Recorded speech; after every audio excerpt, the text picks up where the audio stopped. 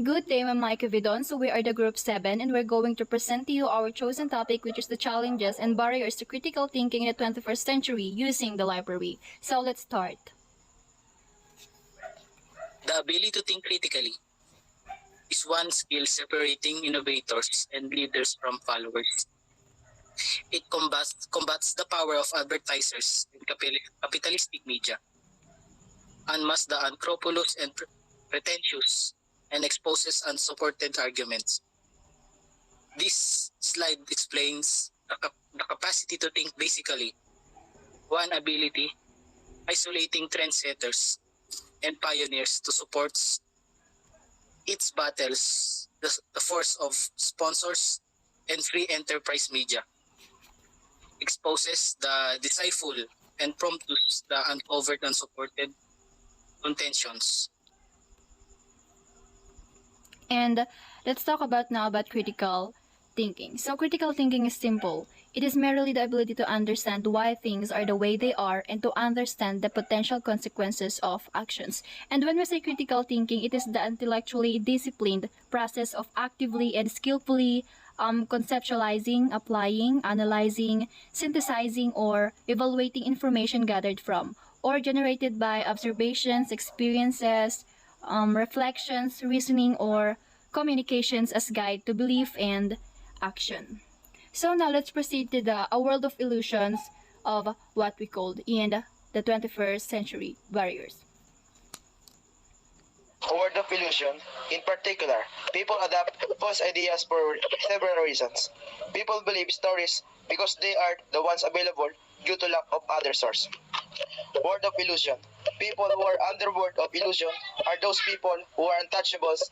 They pretend to believe in their things. The most of the people are believing because of lacking of source of information and high ability of resources to read and learn with people under this group are also econometric and oftentimes unteachable because they believe that they already know everything in order for to live a new learnings and information or just for those who wanted to learn in and like with it. Beliefs may justify past actions to pacify guilt and protect pride. Dahil sa paniniwala mo, nagiging acceptable para sa'yo lahat ng past actions mo, whether it is good or bad, para lang mawala lahat ng guilt at para maprotekta mo yung pride mo dala ng outcome ng past actions na nagawa mo.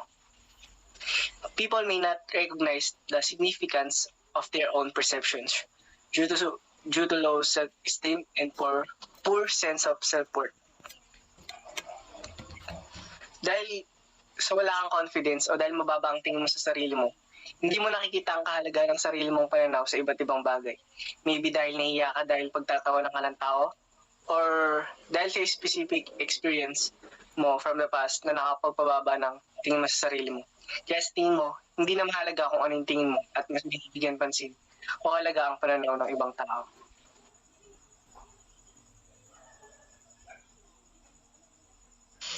People may not want to question their belief to avoid open for reality. There are times that people might not just to avoid disappointment, the freedom, the fear, expectation, or hope or manifest.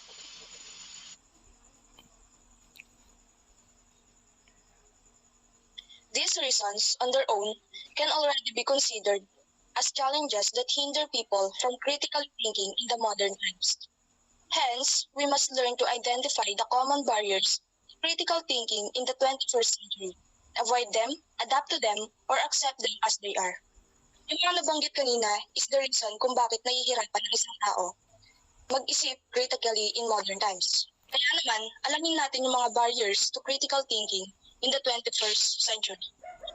And now, let's proceed to the barriers in the 21st century. So aside from the emergence of fake news, which is considered as the biggest challenge after the advent of the internet and social media in particular, people in this generation are facing other barriers that affect the critical thinking process.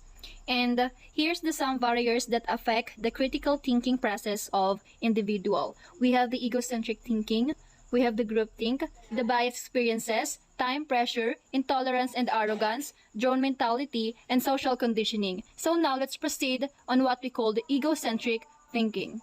Egocentric thinking is a natural tendency to view everything in relation to oneself. Sometimes, to a point of having narcissistic or messianic mindset, this type of thinking leads to inability to sympathize with others or analyze and evaluate various perspectives. Sadly, since the most egocentric people are not willing or cannot see this character flow within them, it increases the difficulty in overcoming the barrier. This slide explains that a characteristic propensity to see everything in connection in oneself. Since a while, to a purpose of having egotistical or messianic, this sort of reasoning prompts the powerlessness to identify with others or examine and assess different points of view. And now let's proceed to the groupthink. Groupthink. Groupthink is described as a mental phenomenon where people belonging to the same group adopt the same manner of thinking and the same principles, regardless of how irrational or illogical they are for the sake of maintaining a harmonious relationship or reputation. This is how online trends start as a people start supporting trending opinions to be relevant, acknowledge and given importance to point when they no longer care if what they say online reflects their true opinions and values or not.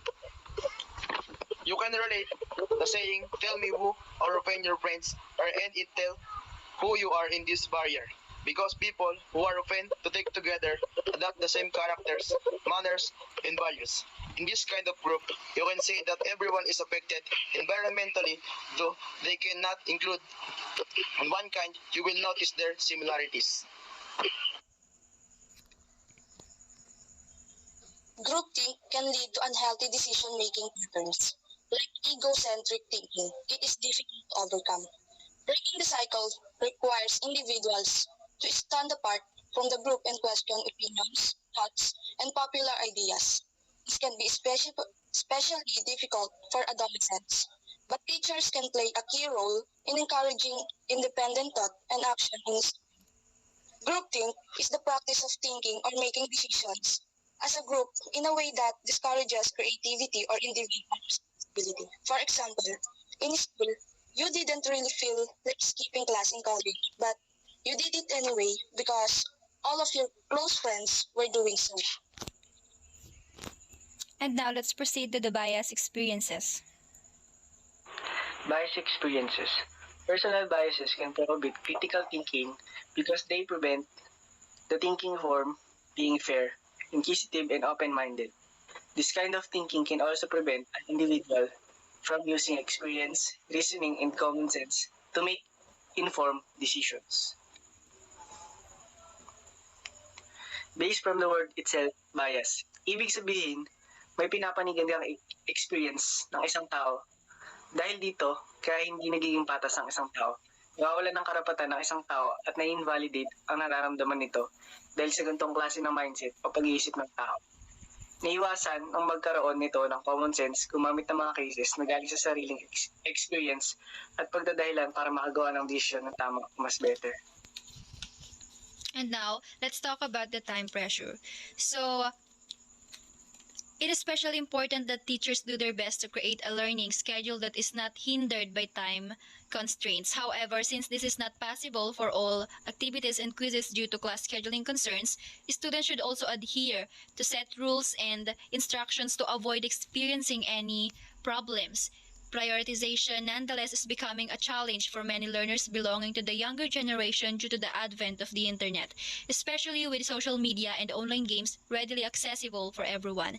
Hence, it is of utmost importance for all learners to clearly identify and understand their goals in life. We should comprise their priority list. And as a student rather, for us to avoid experiencing time pressure in any aspect, especially in critically thinking, we should create a better ways, or we should help ourselves to focus on important tasks that we need to do. So here's some helpful ways to overcome time pressure in our daily task. First, we can create a prioritization strategy. Next, assess each task on your list. Forget the future, just focus on the present. Next is break your task down. Next is ask yourself on what needs to be done right now. And stop procrastinating and take contrary action with purposely slacking. And most special is change how you think about pressure. So let's proceed to the intolerance and arrogance. Intolerance and arrogance are never characteristics that will match the descriptions of genuine critical thinkers. Furthermore, finding solution is almost impossible while having close-mindedness. Without critical thinking skills, people usually react thoughtlessly and recklessly to situations. Nonetheless, what they should do is assess and take responsibility for their decisions and action while also accepting the rewards or consequences that follow those decisions and actions. Next slide. Intolerance and arrogance. Undetermined creativity, which conceptually leaves no room for other suggestions. Or problem solving. If learners believe no better solution to a problem exists, a teacher must have questioned their logic. Sige, continue.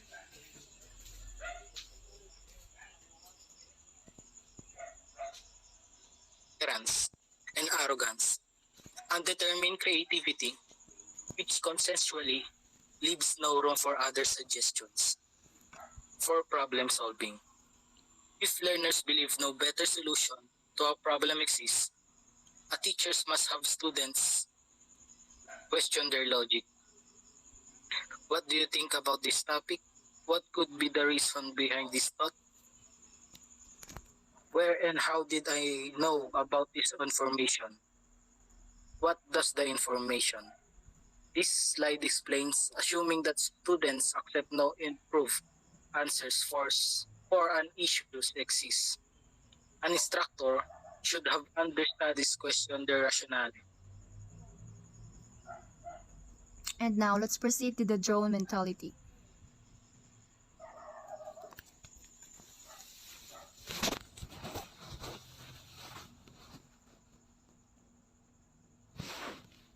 Have draw mentality. This means you do not pay attention to what is going on around you.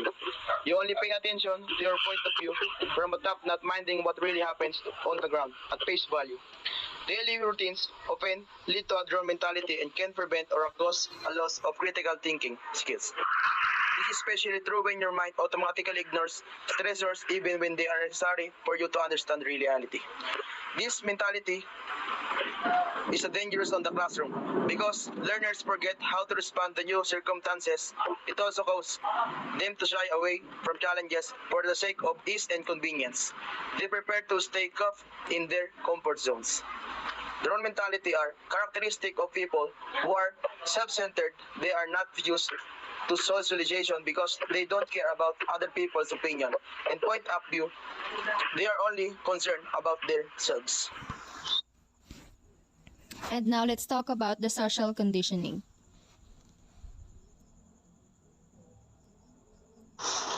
Social conditioning.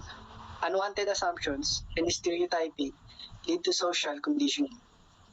Commercialism and capitalism do not seem to help either, as they dominate media with information controlled by profit-based desires. This social conditioning blinds us from the realizations that we are making assumptions and stereotyping in the first place. We often think not the way we should, but how capitalists want us to think. Ito ay ang impluensya o pag-ubog ng ating lipunan sa ating isip. Ito ang katanggap-tanggap at nararapat na gawin ng isang tao dahil sa kanilang paniniwala base sa lipunan na kanilang tinitirahan.